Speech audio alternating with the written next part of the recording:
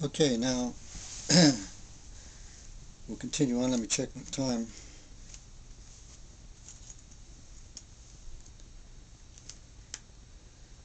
So you see,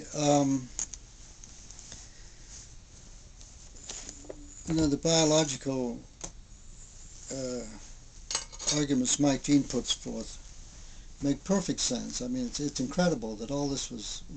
It's like all the other things I mentioned about all the minerals and metals and the various levels of different of nitrogen, of oxygen, of everything that appeared. I think the only gases originally were hydrogen and helium. So, it, you know, gradually everything evolved. The conditions evolved. The right conditions evolved for when man would need everything to function and to evolve himself as a living organism. Now, getting back to the mystical side of things.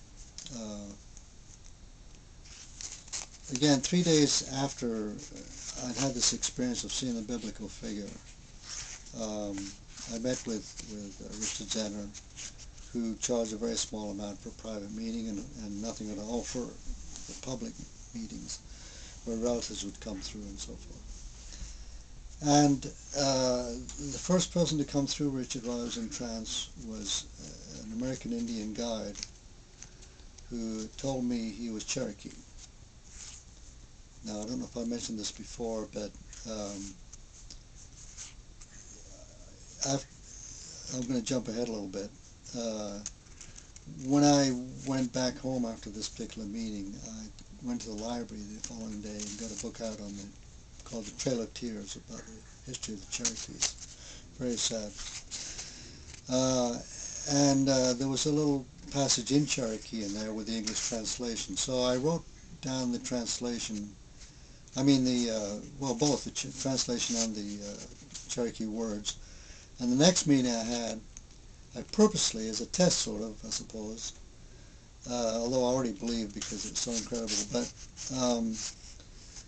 but I gave the Indian guide, I spoke the Cherokee words, and he immediately, without hesitation, without even a second, repeated the words verbatim, exactly as I had said them, except in a much more beautiful way. Obviously, I had not pronounced some of the words correctly. He did. And then he gave me the translation without me telling him what it was. And so that was an incredible piece of proof. And then this other being came in who said was my teacher. He was from a higher plane. And he was the one that was going to take me, he told me later, would take me to the various levels of consciousness to observe. And he said that, he started out saying, we've already met. Do you remember? And it was 3 days previously I had that experience. I hadn't told anyone about that except my wife. And he said, but we met. And then he said, I said, well, that was you? He said, yes, that was me.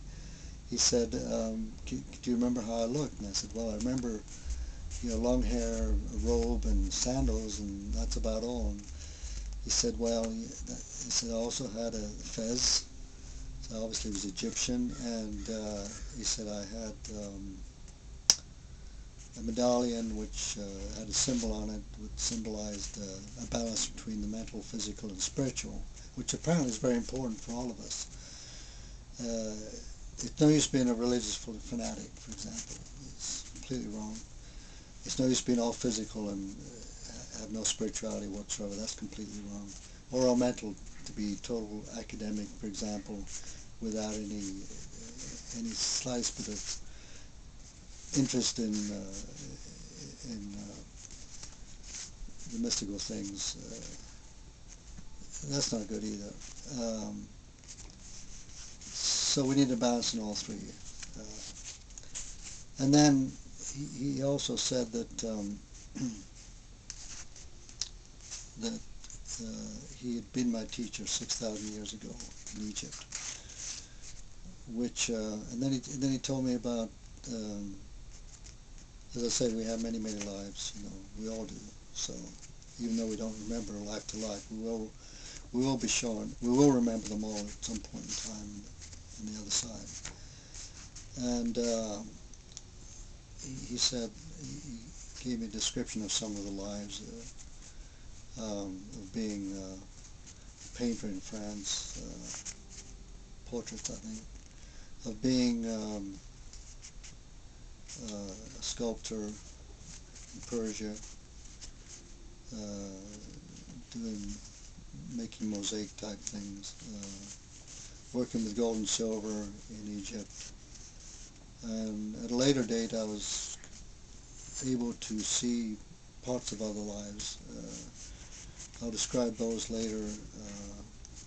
I saw myself not as Napoleon or some famous person, but as a black slave who'd been captured by the Egyptians, and they were looking at me like they'd never seen a black before,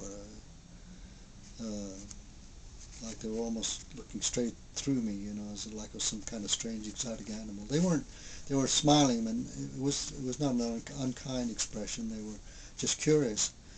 And I was led before a queen. I remember that very well. She was sitting on a stone, bench, and then that was the end of that. I didn't look at my skin and say, "Oh my gosh, I'm black." I knew who I was. I knew I was tall, muscular, young, completely different than I am today.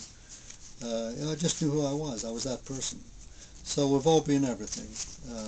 I saw myself as Jewish and other lives in Israel and being captured by Muslims.